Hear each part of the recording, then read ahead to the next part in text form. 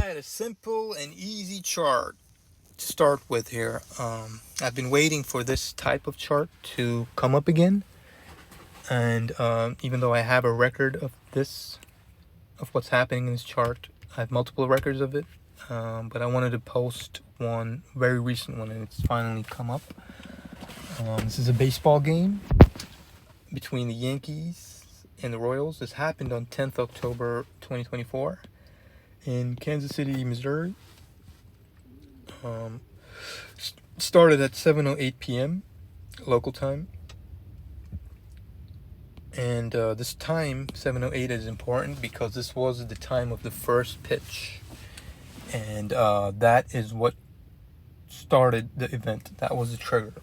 And I'm saying this because I've seen many astrologers do this, and that is that they make charts of sports games, but they use the start time of the broadcast instead of the physical event that triggers the match. So yeah, don't do that. So 7:08, and the triggering event is important. So for baseball, it's the first pitch. For American football, is the kickoff.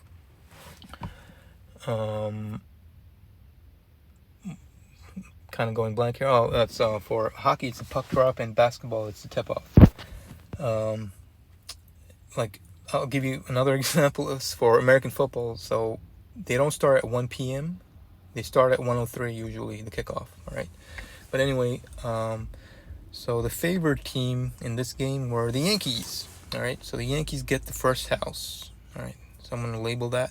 So remember, the favorite team gets the first house always. The favorite team is usually the team that's expected to win, usually the better team. First house and 10th house. Okay. You could use first and 10th. Sorry for the horrible handwriting. I'm using Yankees in red, even though they are traditionally blue and white. And the underdogs get the opposite of those houses. All right. So because the Yankees are house 1 and 10, the underdog KC Royals will get 7 and 4 because they're opposite of 1 and 10. Okay.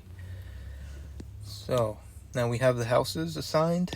Next, we look at the signs for each that represents each house. All right. So the first house, and we see that by looking at where the cusp is at. All right, the cusp of each house, the starting cusp. So for the first house, Yankees, the starting cusp is right here, and it is in Aries. Okay, this is Aries. So the first house is represented by Aries. The fourth is sorry, let me just do 10 first. 10 is Capricorn, and 4 is Cancer. And the 7th house is whoa, what's going on here?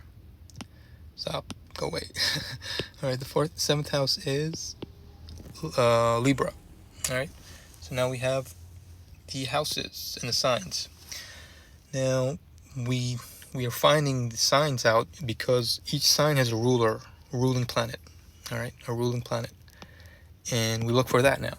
So because now we know the first house is Aries, so what's the ruling planet for Aries? It's Mars.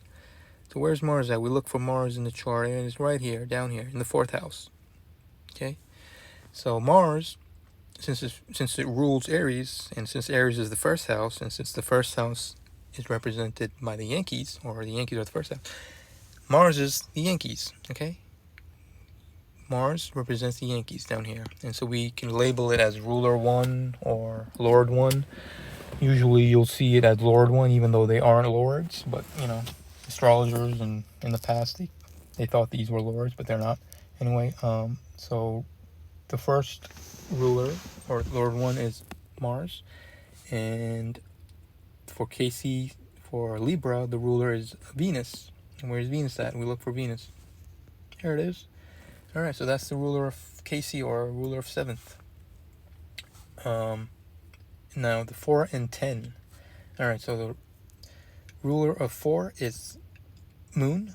All right, now there's a problem here in the method. The problem is that the moon actually represents the flow of the game.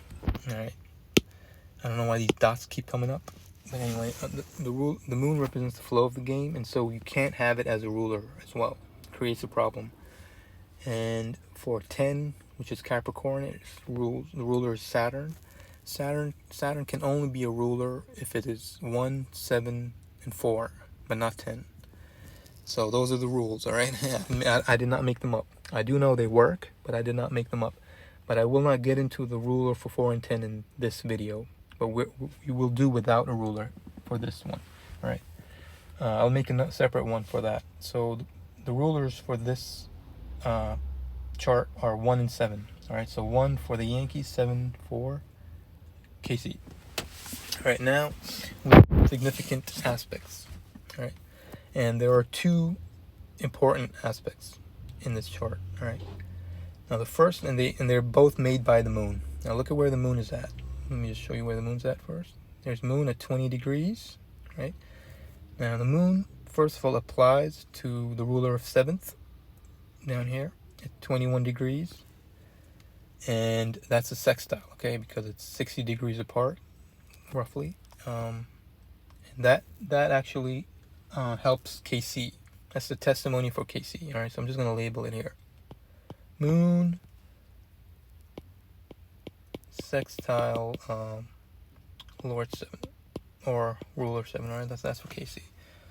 But then, so after it makes a sextile, moon, as you can see here, it goes on to make a conjunction with the pot of fortune, or fortuna. Let me just label that, which is right in front of it, right there, all right? I don't know if you can see that.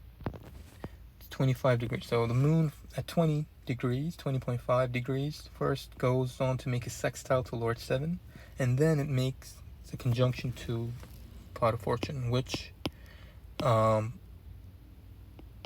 represents the favorite, all right? The pot of fortune, or fortuna, conjunct, oh god, I'm horrible spelling, conjunct fortuna, all right? And that is the final aspect of the moon. And so the final aspect goes to the Yankees, and that is why they won and advanced to the ALCS, which is a championship game. All right, and yeah, they won 3-1.